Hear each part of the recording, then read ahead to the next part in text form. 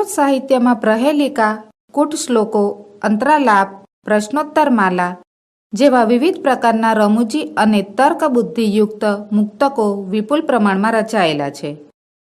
મુક્તક પ્રકારની આ રચનામાં ક્યારેક શ્લેષનો તો ક્યારેક સંધિનો ઉપયોગ કરીને ચમત્કૃતિ ઊભી કરવામાં આવે છે. ક્યારેક વળી સમાસ ફેર કરીને તો ક્યારેક અન્વય ફેર કરીને દ્વિવિધ અર્થઘટન કરીને ચમત્કૃતિ સર્જવામાં આવે છે. આ પ્રકારના મુક્તકોની રચના સળંગ એક ગ્રંથ તરીકે થઈ હોતી નથી, પરંતુ આવા મુક્તકો તો કલાંતરે જુદા જુદા પ્રદેશમાં વિદ્વાન કવિઓ દ્વારા રચવામાં આવેલા છે. વળી તેમનો સંગ્રહ પણ ભિન્ન ગ્રંથોમાં થતો રહ્યો છે. વર્તમાનમાં આવા મુક્તકોનો સંગ્રહ કરીને તેને સુભાષિત રત્ન ભાંડાગાર તરીકે પ્રકાશિત કરવામાં આવ્યો છે.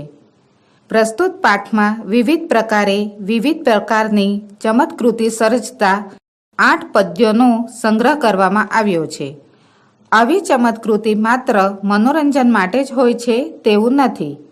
શાબ્દિક રીતે અને આર્થિક રીતે ચમત્કૃતિ સર્જતા આ પદ્યોમાં માનવીય જીવનને ઉત્તમ બનાવવા માટેના ઉપાયોનો પણ ઉપદેશ હોય છે. આ ઉપદેશ મુજબ જીવન જીવીને માણસ સર્વત્ર સફળતા પ્રાપ્ત કરી શકે છે અને પોતાના જીવનને સુખી બનાવી શકે છે. પિનાક ફણી બાલેન્દુ ભસ્મ મંદાકિની યુતા પવર્ગ રચિતા મૂર્તિઃ અપવર્ગ પ્રદાસુતવઃ. આ શ્લોકમાં કહેવામાં આવ્યું છે કે પિનાક, ફણી, બાલેન્દુ, ભસ્મ અને મંદાકિનીથી યુક્ત એવી 5 વર્ગ દ્વારા રચવામાં આવેલી ભગવાન શિવની મૂર્તિ તમને મોક્ષ આપનારી થાઓ. ભગવાન કિમ ઉપાદેયમ ગુરુવચનમ હેયમપી ચ કિમ કાર્યમ કો ગુરુર અધિગત તત્વઃ શિષ્ય હિતાય ઉદ્યતઃ સતતમ. આ શ્લોકમાં કહેવામાં આવ્યું છે કે હે શ્રીમાન, ગ્રહણ કરવા જેવું શું છે ગુરુવચન, અને ત્યાગવા યોગ્ય શું છે ન કરવા જેવું કામ. ગુરુ કોણ છે? જેણે તત્વજ્ઞાન પ્રાપ્ત કર્યું છે અને જે નિરંતર શિષ્યના હિત માટે તત્પર રહે છે.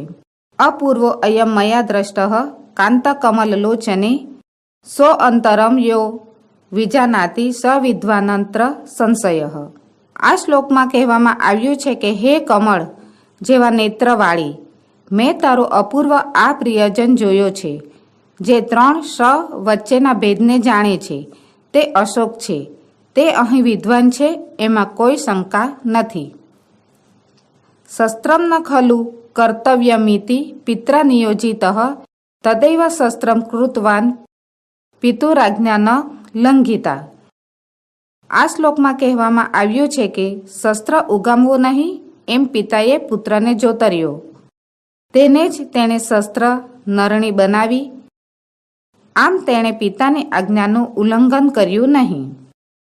વૃક્ષાગ્રે ફલમ દ્રષ્ટમ ફલાગ્રે વૃક્ષ એવ ચ અકારાદિ સકારાંતમ યો જાનાતિ સ પંડિતઃ.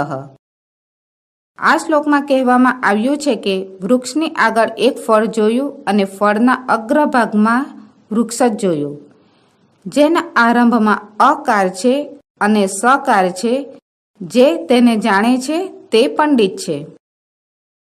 યથા નયતિ કૈલાસમ ન ગંગાન સરસ્વતી તથા નયતિ કૈલાસમ ન ગંગા ન સરસ્વતી.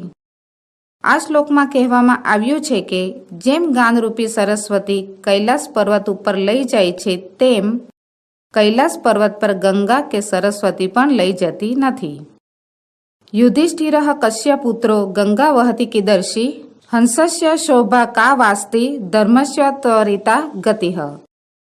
આ શ્લોકમાં કહેવામાં આવ્યું છે કે યુધિષ્ઠિર કોનો પુત્ર છે? ધર્મનો. ગંગા કેવી રીતે વહે છે? ઝડપી. હંસની શોભા શી છે? તેની ગતિ ચાલ. દ્વંદ્વો દ્વિગુરપી ચાહમ મદ્ગેહે નિત્યમ અવ્યયી ભાવઃ તત્પુરુષ કર્મધારય યેનાહમ સ્યા બહુવ્રીહિઃ. આ શ્લોકમાં કહ્યું છે કે હું 2ની જોડવાળું છું અને હું દ્વિગુ છું. વ્યય કરવા માટે મારી પાસે ઘરમાં કશું નથી. તેથી હે તેના પુરુષ, કામકાજ કર, જેથી હું બહુવ્રીહી બહુ ધાન્યવાળો બની જાઉં.